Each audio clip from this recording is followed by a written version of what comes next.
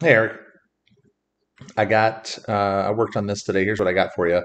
This is a rough model to be sure. I didn't make this deep enough, this notch deep enough.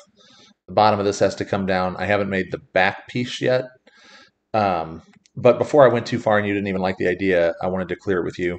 So I'm thinking that the best way to do this is some angle iron tipped on its side, so I get a nice 45 there.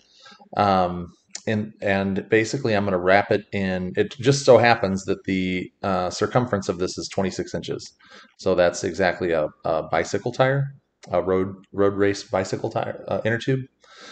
So if I put a bicycle inner tube in the center of this thing, I will manage these sharp corners by 3D printing an insert that sets in there, and then an operator or somebody would potentially, well, let me put this back in its position.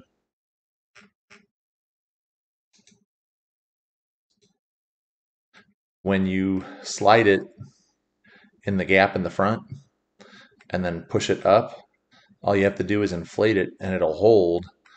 And I like that because it gives me a lot of wiggle room for whoever made these frames. I don't exactly know the size.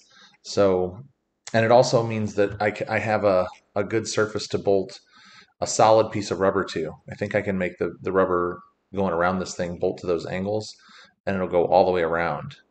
Although I think no, I changed my mind on that. It is going to go all the way around, but it's going to be. Let me suppress that again.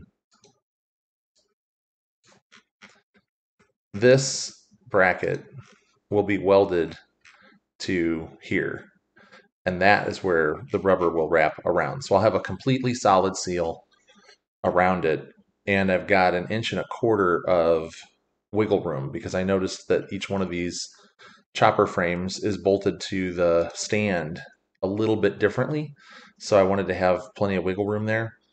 Um, so anyway, if you like that, I'll bid that and proceed with that plan. Obviously, like I said, it's a really rough sketch.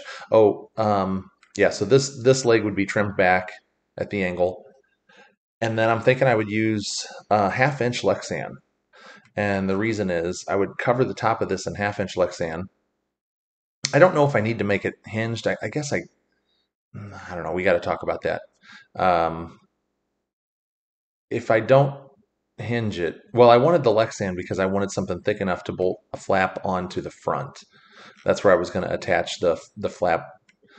You said you wanted a flap going down inside this conveyor tray, right? So I would make that flap bolt to that Lexan.